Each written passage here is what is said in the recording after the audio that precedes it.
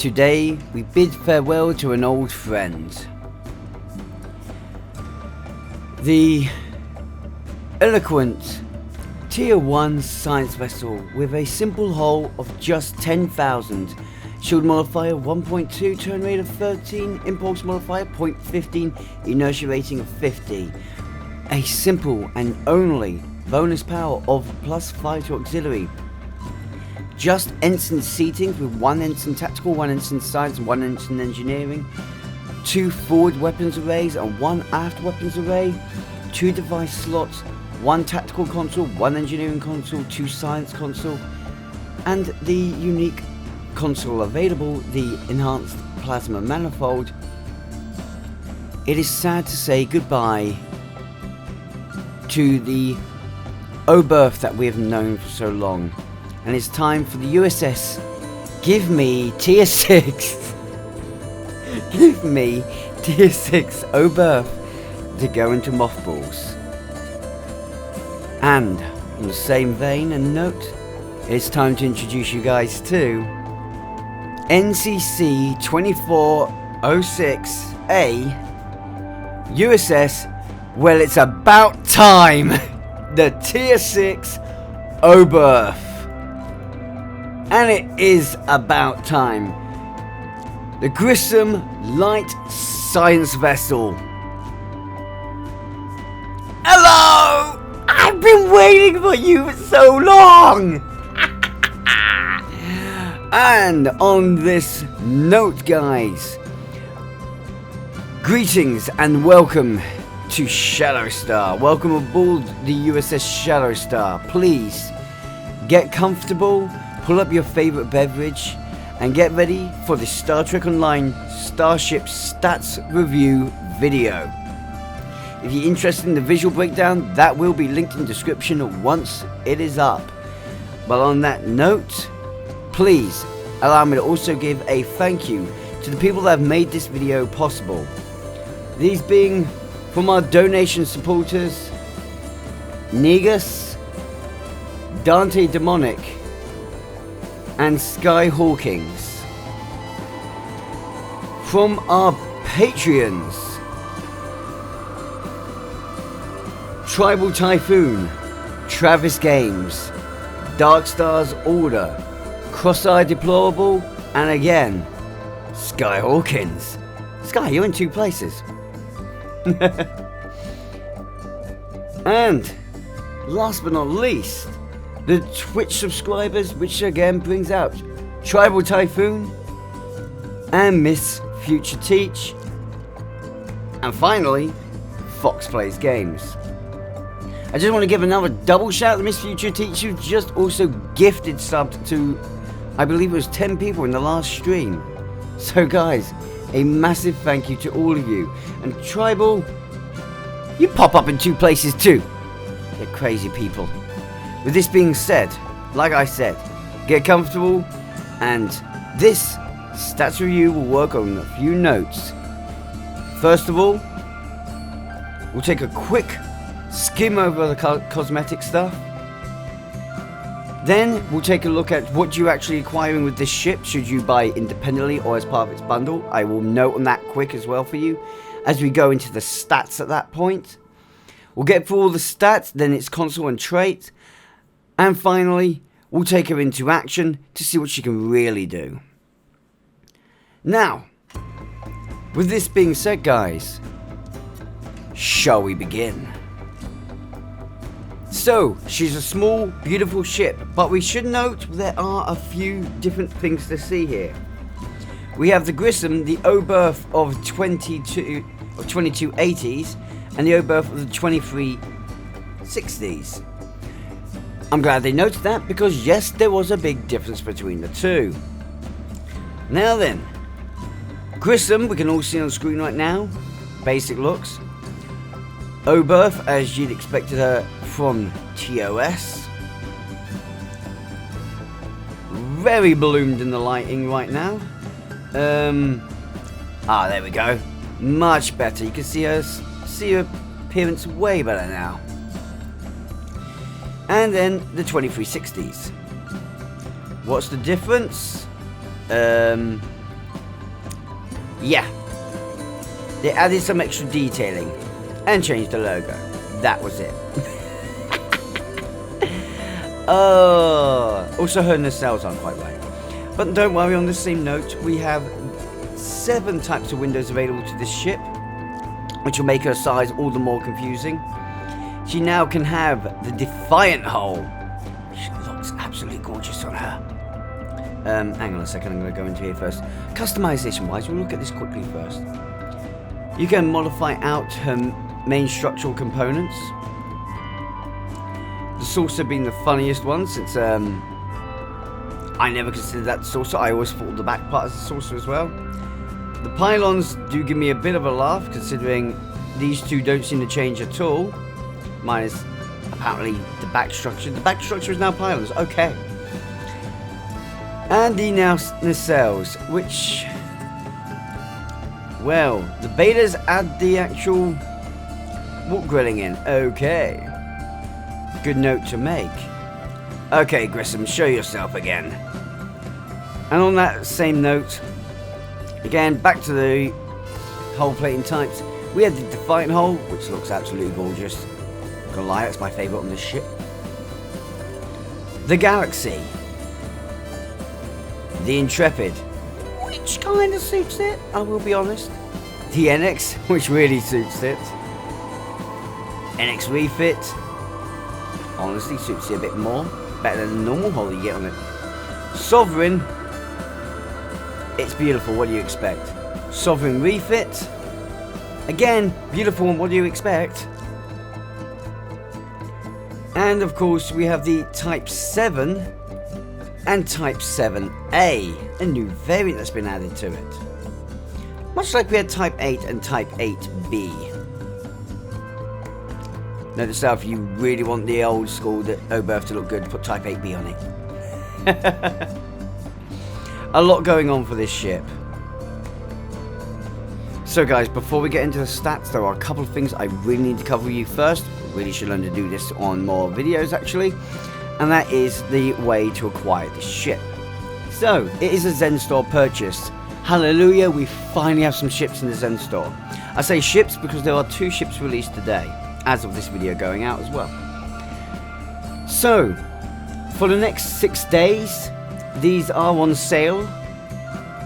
In relevance, we have the Grissom class, the tier 6 Oberth, or the Clark class, the tier 6 Mowowski, which are both 3,000 Zen normally, but currently 20% off at 2,400 Zen. Fair deal. And we also have the new Genesis bundle, which is a normally 7,500 Zen bundle. I know, sounds like a lot. But at the moment it's 35% off at 4,875 Zen. So yes, if you're looking to purchase both the ships, you might as well get that extra 75 Zen and purchase the new Genesis bundle. At least right now. On that note, the new Genesis bundle will give you both the Mowowski and the Oberth class in their tier 6 variants, the Clark and Grissom. You'll gain access to the new Genesis ground vanity device. The outfit boxes, both from the low buy store, so 200 low buy each, 3 of them actually, so we're talking about 600 low buy worth of outfits here.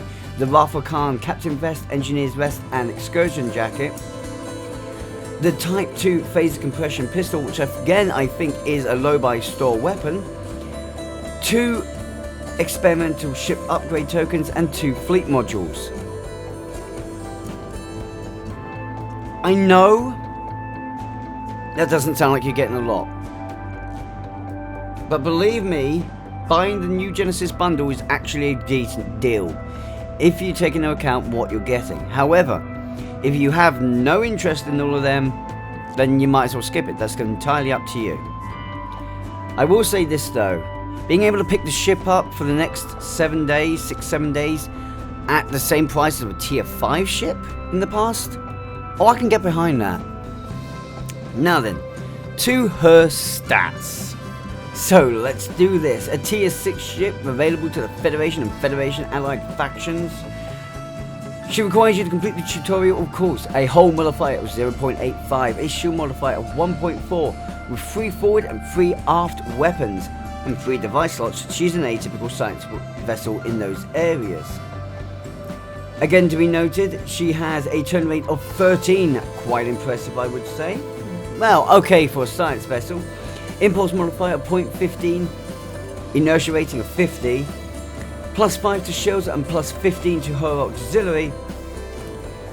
She can be equipped with a secondary deflector. Subsystem targeting is one of her abilities, along with sensor analysis. And as she has temporal specialization to herself, she has the molecular reconstruction ability. Her Starship Mastery package is Science Vessel, with a trait being called by the book, but we'll get there later. She has 2 tactical consoles, 4 engineering and 4 science. Her bridge officer layout is 1 Lieutenant Tactical, 1 Lieutenant Commander Engineering, 1 Lieutenant Commander Science, 1 Commander Science with Temporal Operative Specialization, and 1 Ensign Universal. Her Admiralty stats are the following: Engineering 36, Science 54, Tactical 18 with a special advantage of times 2.5 with a crit rating from Science. Okay, so let's break these stats down. What does that mean? Well, we can go actually deeper and look at her fleet, but we want to quickly cover what we've got here. Looking at the balanced engineering and science with a relatively good turn rate for a science ship, the broadside layout of her weaponry, and though she's very low hull, she has pretty damn strong shields, and we're going to get into that one. You can kind of tell that this has been a wink wink nudge nudge at the vessel. Now, let's be clear. In STO canon, the Oberth was very much a research vessel, but she was more than that. She was essentially a mobile experimental bed. The way Starfleet could test any new systems on this ship, on the original Oberth, was mandatory almost. That's why I quite like the look of this ship. They've kept that in mind, and you can see how this ship sort of interplays itself to be able to do the same.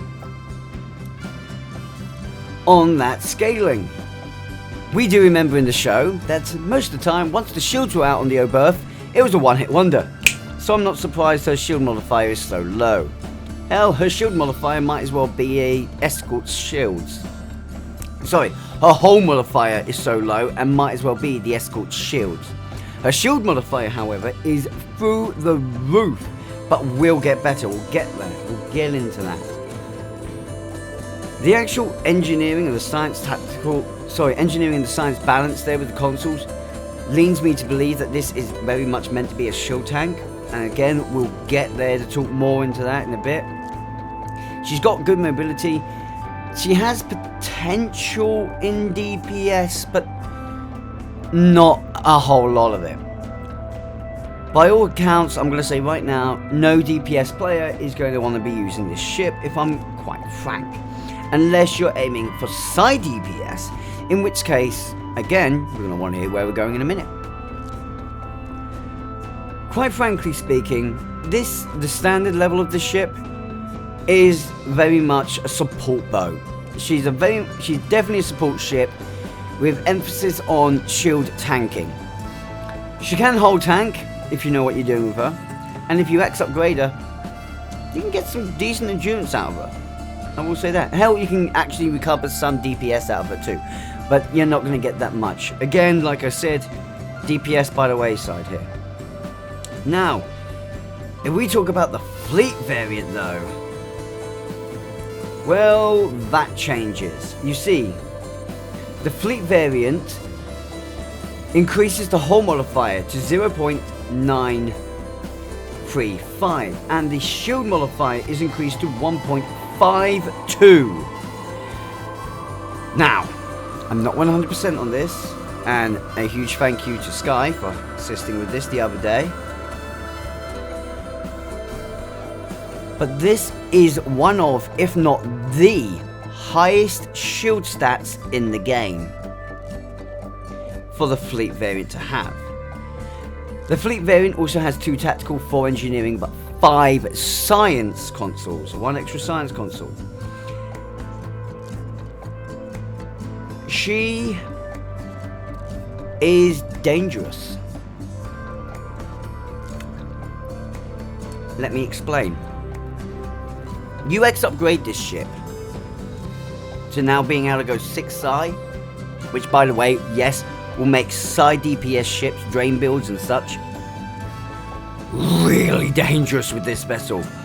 No way is she a tactical DPS, but psi DPS. The fleet variant is getting really strong. I would hazard to bet that she may be one of the best science ships out there for psi DPS. Too bad there's another temple ship that I feel like does things a little bit better, but that's only because it's a tactical and psi DPS ship in combination. Lacks defense though. Daedalus. However, this ship will also tank. And by this I mean you could now have 5 engineering and 5 science on the fleet, which will definitely bring up that whole tankiness if done right.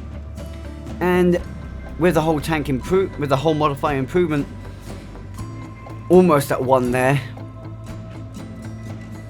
It's plausible, considering I have seen some absolutely stunning regenerative shield tanks out there, which are almost indestructible. I would hazard a bet with these stats, we're going to see some, quite frankly, game-breaking regenerative shield tanks. And as much as I can't call her the tank titan, because that would require her to be able to do both well, I will give her the runner-up prize here. Yeah, I'm playing favourites, okay? I love the Oberth. But I am going to have to say, I do believe she is the shield tanking titan, if not rival to the shield tank titan. I do believe there is one other ship there that is out there that is either equal to or better than this ship. But I'm also pretty certain that it's not Zen Store, if you get what I mean. So, on that account and that note, let's get into the trait and console. Okay guys, so console first. Now then, this console, I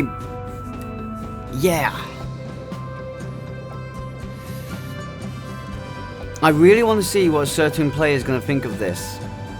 You know who I'm talking about. The master of the torpedo builds. Let's talk about the active abilities first. The phased space membrane of the console. Universal phased space membrane. Yay. Active abilities named after the console. It grants you -20 to auxiliary power for each second for up to 20 seconds. Deactivates once auxiliary power reaches 0. Considering a lot of recent builds, that's probably a bad thing, because a lot of builds are heavily focused on aux power at the moment, in some way or manner. Draining that auxiliary is actually going to weaken things. I mean, I actually make use of auxiliary offense, which means if my auxiliary is drained, I get less offensive power. Yay. Power transfer rate is capped at 250%. That's not great either. But you do gain immunity to physical, okay, and kinetic, oh yeah, damage. Now that's useful, especially against certain Terrans and their goddamn torpedo spreads. You also get +20 to 400 for all damage resistance ratings increasing each second, and +20% to 400% bonus all damage with torpedo weapons increasing each second. Do we hear how critical that is? That is a torpedo boat's dream there, just an easy way to increase. So long as you're So long as you are in active combat with the phased space membrane active, which I would really like to know how long that's going to last for exactly. I believe it's 20 seconds. You are going to be getting more and more dangerous with your torpedo weapons. Essentially, unleashing, if you can keep your bridge officer refresh rate going, and you can reach that 400% point against targets, well, at that very point, unleashing your maximum power then, there are a few builds I can see are now going to be able to go from, let's say they're doing only 100,000 DPS. At 400%, that means they've just jumped to 400,000. Put it that way. That's not quite the right way to look at it. What I mean to say is, a spike damage from them is normally at 100,000. Now they're at 400,000. That's what I mean. Doesn't quite work exactly like that, but I think you get the picture. My brain is not liking me right now.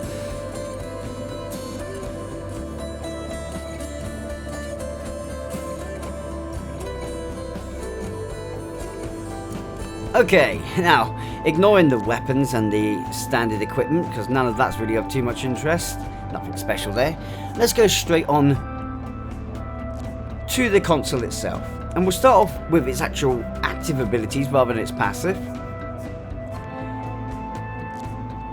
She has, well, by active effect, for the console phase space membrane, -20 to current aux power per each second for up to 20 seconds. Deactivates once auxiliary is at 0. Power transfer rate is capped at 250. Okay. Immunity though to physical and kinetic damage. Resistance to torpedo boats much. Plus 20 to 400 all damage resistance increasing each second. And plus 20% to 400% bonus all damage with torpedo weapons increasing each second. Recharge time is 2 minutes. So first of all, on a note there, bit bad that it's draining auxiliary to literally 0, considering a lot of builds out there in some manner utilize your auxiliary output damage, or sorry, your auxiliary power setting to boost your weapon power setting, or shield power setting, depending on the sort of build you're using. There are also a lot of other builds out there at the moment which really do utilize auxiliary in other areas to boost their offense or defensive strengths. So draining out auxiliary can cause a momentary weakness.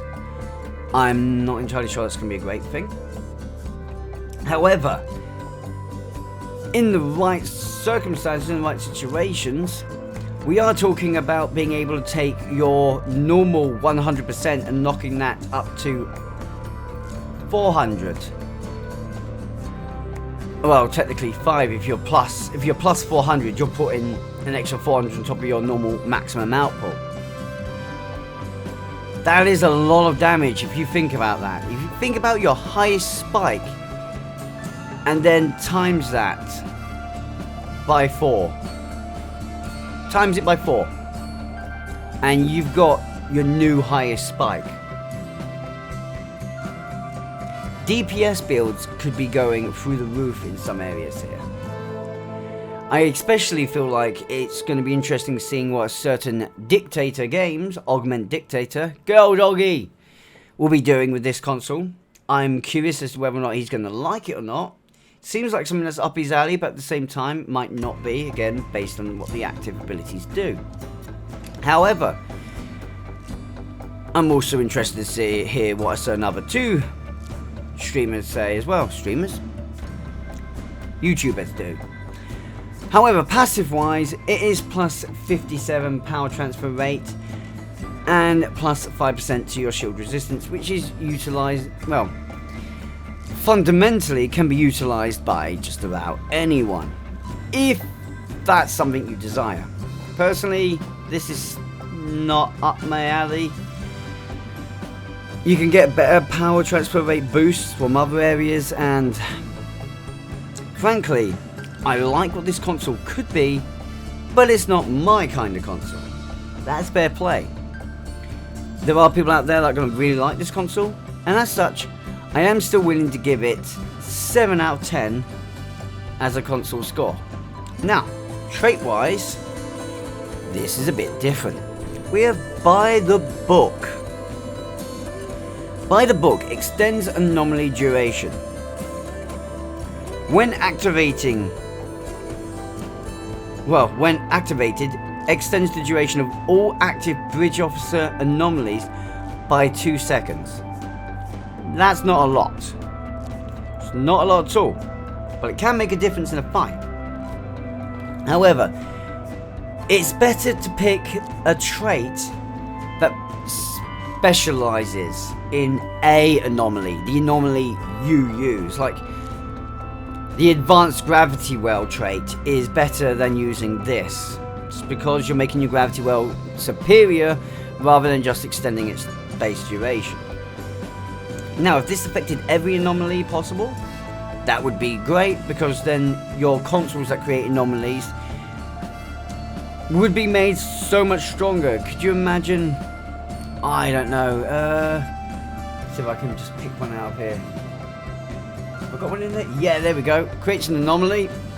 Red matter ejector. That creates an anomaly. Imagine extending that one out for you. Or you've got your gravitational displacer, which technically creates an anomaly. Plasma storm generator. Imagine if you boosted that with it. These are quite useful consoles in some areas. So if it was boosting consoles as well as your atypical bridge officer abilities, then I would have said that this is a better trait. But okay, it's kind of, in my opinion, meh. And as a result, 4 out of 10. Personally, the Grissom weather control vessel had the better anomaly trait. With that being said, shall we take her into action? Okay, a little bit messy at the moment, don't mind me. NCC 602A USS Oberth. Why? Because she is now the fleet with X upgrade. Because I want to show her maximum power that I can get out of her. Bearing in mind, she's not really a powerful ship in that sense. And I don't do drain builds. But this will still be fun. Oh, I'm so going to activate this going in there. And here we go. I don't think any of these are going to last all that long. At least not long enough for me to show off the torpedo power.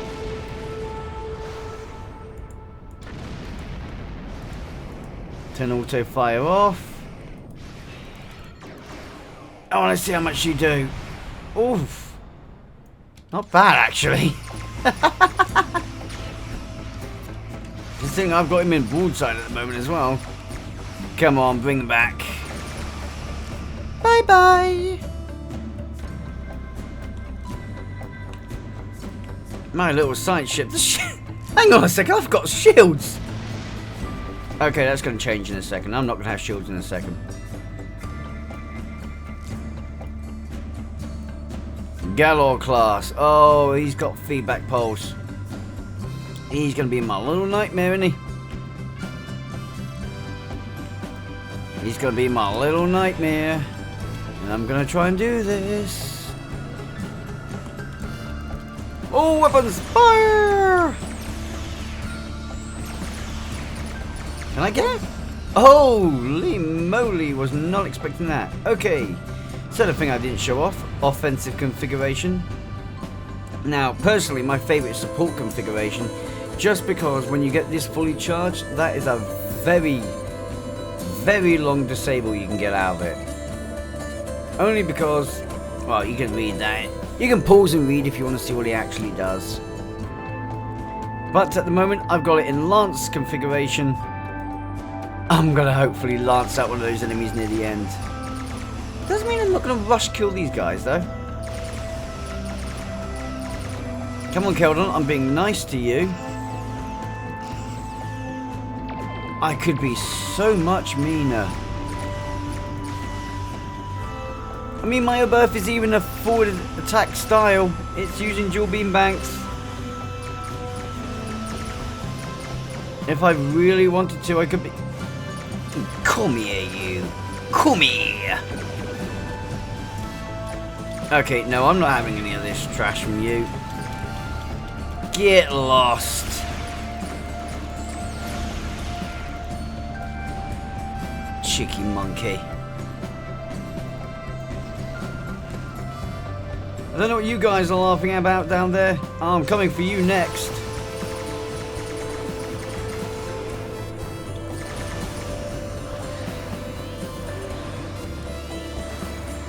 Let's see how much power I can get out of them Mecha beams, shall we? First of all, gotta wipe you out. Bye bye. Then you, buddy. You're asking for this. Oh, a little spike damage. Goodbye. Farewell. Avida say adieu. It's not a whole lot of damage. It never was going to be a whole lot of damage from a ship like this. But I'm pretty happy with that. You know what? No, I'm definitely going to go with it and say it. Final thoughts on this ship. Well, my final thoughts are this. Okay? We are looking at a ship with quite the potential when it comes to support builds. It's a scientific powerhouse, let's put it that way. Any variant of scientific build for this ship is going to be incredible.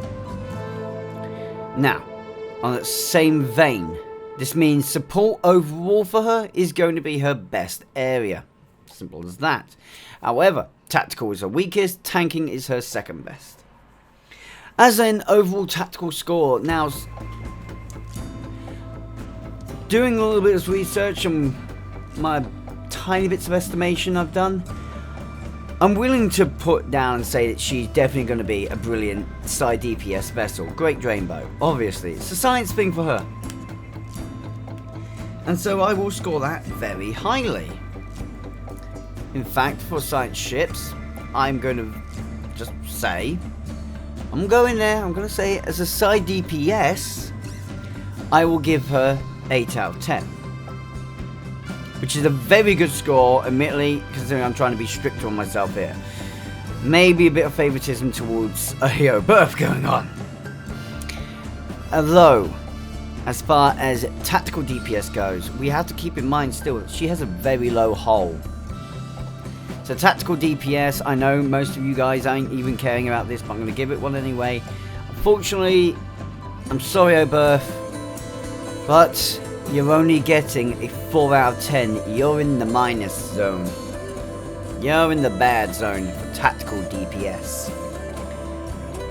You don't have anything boosting, augmenting really your very low tactical consoles. You only have 2, best 3. With only at the best an ensign and a lieutenant tactical position. No hope in hell of getting a great DPS tactical score out of you, buddy. On to tanks. Well, okay. First of all, you'd expect whole tank to be quite bad. What with the ordinary one being a very low score. Let me double check this again. Oops. Don't mind me. Yeah, the standard Grissom is only, again, 0.85, so it's not all that amazing. Gets almost to a 1 and its fleet variant. So obviously whole tanking, she's very weak. However, her 4 engineering does give her a secondary advantage, and once you X upgraded to give her 5 engineering, she can, in essence, formulate a decent whole tank. So I will give her 6 out of 10 in the whole tank side of things. However, as a shield tank, she is incredible, probably the best, if not second best, when it comes to shield modifier, with her incredible 1.4 and the fleet variants 1.52, which she has 4 science consoles, 5 on her fleet variant. This can be up to 5 or 6 with X upgrading. Her shield tank potential, and thusly the generative shield tank potential, is absolutely through the roof. I'm willing to do it. Yes, some of you are going to say I'm playing favorites, but if there's another shield tank with the same potential as her, I'd give it the same score. She is getting 10 out of 10 as a shield tank and a regenerative tank. Just saying, I'm looking forward to seeing those builds coming back. It's about time shield tanking got some love. Now we just need some more ways to make shields stronger. Okay, away from that, and we talk on her support potential. Now, support I will overall, as generally speaking, if she does support in one way well, she'll be able to do the other ways well. So, heal boat, drain, control, exotic damage, all these essences. The support grid work. Fundamentally, again, she is an incredible science vessel, and that secondary deflector is going to assist her so much. Now, unlike with her shield stat, when you're talking about her support potential, stats like that don't really come into it. This is where we focus more on how much firepower she has when she's in the fight with her rest of her fleet, and what her speed and maneuverability is in order to keep up. That's what's fundamentally important to a support boat. You can probably guess that she's not going to get 10 out of 10 again. With a very average for science vessel turn rate, and average again inertia and impulse modifier, and again, as I'll have to bring back up, rather low damage output unless you've gone for a side build damage output. Well, she has incredible support potential, but with a couple of weak spots, and thus she gets an 8.5 out of 10 as a support ship. With those in mind, my final score for her is gonna be 8.5 out of 10. If it wasn't for her weakness in tactical, it wasn't for the tactical weakness and hold tanking weakness, she'd have managed to get that 9, maybe 9.5, but she's only an 8.5 out of 10. That's where I'm gonna stick her. If you disagree, please let me know why. If you agree with me, let me know what you think of her. Guys, this is the point where I want to hear in the comment sections your thoughts on this vessel. Are you glad to see what she has? Are you glad she's a temple vessel? Would you prefer her to be a miracle worker or intelligence? Personally, I was kind of hoping she'd be intelligence, just for a way to bring back some DPS potential without having to bring back DPS potential. I know temple has potential there, but I prefer intelligence for it. That's just me, okay? Guys, though, thank you for watching. I really appreciate you sticking around to the very end of this video and hearing me waffle on. If you want to help this video out, help the channel out with no cost to yourself, please consider hitting that like button and maybe sharing the video out, as it really helps YouTube share this video and helps me out in YouTube's algorithm. Can I also again say a massive thank you to our Patreons, our donators, our Twitch subscribers, Negus, Dante Demonic, Skyhawkings, Tribal, Travis, Dark Stars Order, TravisGames. I'm using some of your short names now. TravisGames, Garakstails Order, Cross-Eyed Deplorable, Skyhawkings, Miss Future Teach, Fox Plays Games. I couldn't be doing this without you guys. You literally make this possible, guys. Thank you so much. If you guys wish to join the credited group, either becoming a patron or a donator are the quickest ways to do that. Those are linked in the description below. If you choose to donate, please in the text box provided, let me know who I'm thanking, what name to use in the credited section, and just tell me why as well, so I know why I'm thanking you. On that same note, guys, it's time to head out and return to DS9. If you'll be disembarking, please stay safe and have a good day. But if you wish to join the crew of the Shadow Star, then remember to hit that subscribe button and ring that notification bell. I look forward to seeing you in the future. Until then,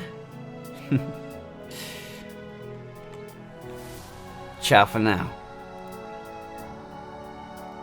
Engage.